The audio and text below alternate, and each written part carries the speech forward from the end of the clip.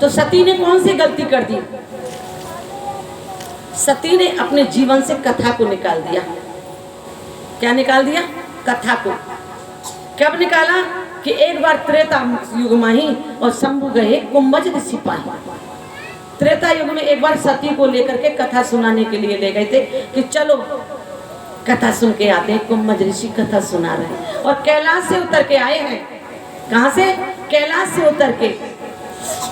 जैसे आप अपने घरों को छोड़ करके आ रहे हो, बहुत से लोग तो छोड़ के ही नहीं, घर नहीं नहीं छोड़ना चाहते। और शंकर भगवान आपको ज्ञान दे रहे हैं, वो आपके पिता हैं कि इतनी दूर से हम चल करके आए हैं तो कथा को कभी नहीं छोड़ते। तो वो तो बिल्कुल जीवन मुक्त हैं शंकर भगवान, तो जो जीवन से मुक्त हैं और माया से परे हैं, पर ब्रह्म हैं, समाधि लगाए रहते हैं। लेकिन वो भी समाधि को तोड़ करके कथा सुनने के लिए आते हैं। समाधि को तोड़ करके जीवन मुक्त ब्रह्म पर चरित्र सुने तज ध्यान। जो जीवन से मुक्त हो गए हैं, हाँ, और जिनकी ब्रह्माकार दृष्टि हो गई है, भोलेनाथ उनमें से ही है, वो भी चरित्र सुनते हैं। चरित्र सुने तज ध्यान, वो भी ध्यान छोड़ करके चरित्र सुनने आए हैं। कहां पर? कुंभज ऋषि के पास। सती को लेकर के आए हैं। आप भी अपनी पत्नियों को लेकर के आओ और पत्नी अपने पति को लेकर के आए, क्योंकि धर्म पत्नी का यही धर्म है कि अपने पति को धर्म की ओर मोड़ दे। इसलिए उनके नाम के आगे, पत्नी के नाम के आगे धर्म लिखा है, धर्म पत्नी। हाँ, ऐसा नहीं उनको विषयों में लगा रखे, नहीं तो आपको फिर पत्नी नहीं कहा जाएगा। जो पत्नी, धर्म पत्नी अपने पति के धर्म के कार्य में सहयोग करती है, वो धर्म पत्नी है। आपकी तो धर्म पत्नी सेवा में लग रही है। कल से आप पीछे ही पड़ गई, सिर्फ भक्तन को चाय पिला के ही छोड़ेंगे। हाँ, मना कर रहे नहीं, जबकि बस की नहीं है, डायबिटीज है, कितना चेहरा कुमला रहा था, हम मना कर रहे थे, लेकिन फिर भी चाय पिला के भेजा। ये भक्ति नहीं है तो क्या है? कहते हैं सती ने एक गलती कर दी थी कि कथा छोड़ दी, और कथा छोड़ दी तो फिर भगवान को नहीं पहचान पाई दंड कारण वन में। ये आपने सुना है, हैं? और जब भगवान को नहीं पहचान पाई तो उल्टा सीधा काम कर दिया। क्या कर दिया? सीता का वेश बना लिया, आगे आगे चलने लगी। लेकिन भगवान राम तो पहचान चुके थे कि ये तो मेरी इष्ट देवी है, माहेश्वरी है, ये तो मेरी माँ है। तो उनको प्रणाम किया है, मैं राजा दशरथ का बेटा राम आपके चरणों में वंदन करता हूँ। वृषकेतु कहाँ है? घबरा गई, मैंने क्या कर डाला, मैंने तो बहुत तगड़ी गलती कर दी। मेरे पति मुझको कथा सुनवाने के लिए लाए, लेकिन मैंने कथा नहीं सुनी। दो गलती की। एक तो जब कुंभज ऋषि को प्रणाम कर रहे थे, जब कुंभज ऋषि कथा पर बैठे थे, अब हम यहाँ बैठे हैं, हमारे गुरुदेव आते हैं, प्रणाम करते हैं वहीं पीठ पर।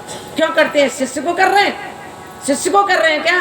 नो, इस पीठ की महिमा है, व्यासपीठ की महिमा है। व्यासपीठ व्यासस्य विष्णु रूपा है, ये विष्णु भगवान की पीठ है, ये शंकर भगवान की पीठ है। लोग पीठ को नमन करते हैं। और जब जो इस पीठ पर बैठा है तो उसकी तो वंदना वैसे ही हो जाएगी, उसकी तो पूजा हो जाएगी। हाँ, जो इस पीठ पर बैठता है उसको सब वंदन करते हैं। भोलेनाथ ने भी वंदन किया, लेकिन सती यहाँ गलती करके दो गलती की है यहाँ पर। एक तो ये कि मेरे स्वामी इतने ज्ञानी हैं, इतने बड़े हैं। दो गलतियाँ कि इतने बड़े हैं कि इनको जगत बंधन करता है। ऋषि मुनि, हाँ, योगी जन, देवता सब इनको नमन करते हैं। और ये एक कुंभज ऋषि जिनकी पैदाश इस घड़े से पैदाश है। सुनिए, आपने पैदा जन्म सुना है कुंभज ऋषि का? सुना है? हल्का सा सुना दे। कुंभज ऋषि कैसे पैदा हुए? विभांडक नाम के एक ऋषि थे, उन्होंने जल में जाकर के तपस्या करने लगे। घर में तपस्या नहीं होती, जल में करते हैं। तो जल में जाकर खड़े हो गए, एक पैर से तप करने लगे। घर छोड़ करके आए और जल में तपस्या कर रहे हैं, एक पैर से खड़े होकर के। उसी समय उस जल में उन्होंने एक मछली के युग्मक को, यानी कि नर और मादा को, मछली को, जोड़े को आपस में मिलन करते हुए देख लिया। तो उनका देख करके मन बिगड़ गया। नेत्रों से पाप जाता है बाहर, नेत्र पाप देखते हैं, हाँ, भोगना खुद को पड़ता है। पाप किसने देखा? आंखों ने। आंखों ने देखा कि आम लग रहा है, पैर चल के गए, हाँ, और हाथों ने तोड़ा और मुंह में खा लिया। माली ने देख लिया कि फल तोड़ा है इसने, माली ने देख लिया तो उन्होंने पीठ पे डंडा मारा। रोया कौन? आंखें। जो पाप को देखेगा उसको रोना पड़ेगा, इसलिए पाप को देखो ही मत। हाँ? भीष्म पितामह ने जब द्रौपदी का दुशासन चीर खींच रहा था तो टुकुर टुकुर उस पाप को देख रहे थे। हाँ? देख रहे थे ना।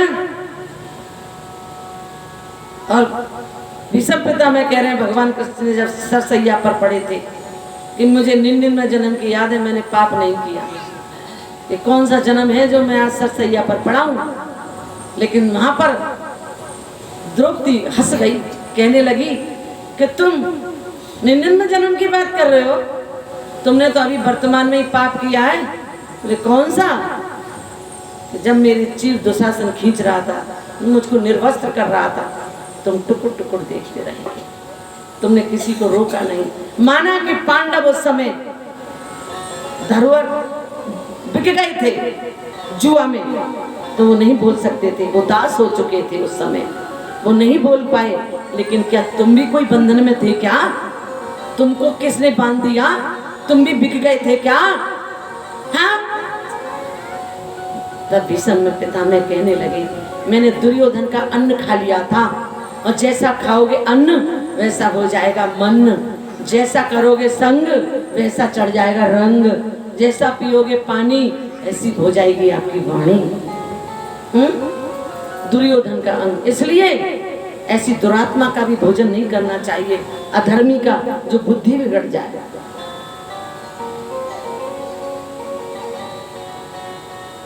पाप, और यहाँ पर भी वही पाप हुआ है।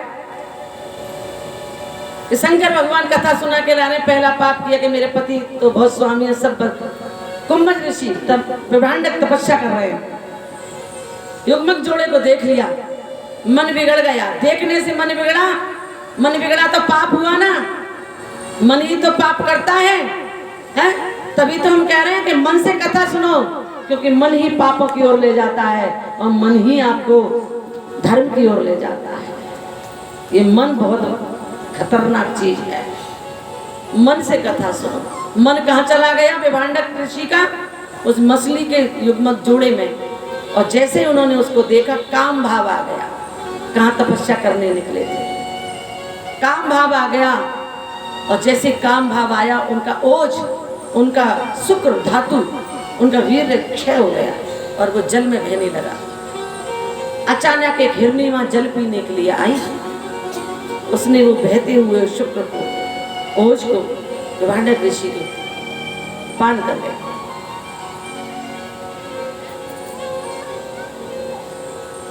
ये तो श्रृंगी ऋषि की है, श्रृंगी ऋषि। लेकिन यहाँ पर उन्होंने उस ओज को, वीर्य को एक घड़े में रख दिया था, पिया नहीं। वो तो श्रृंगी ऋषि की पैदाइश है, लेकिन यहाँ पर घड़े में रख दिया था। ये चौपाई आई है उसमें कि इनकी तो घटियोनी है, फिर इनको शंकर भगवान बंधन, घटियोनी सबकी है, आप बैठे हो घटिया।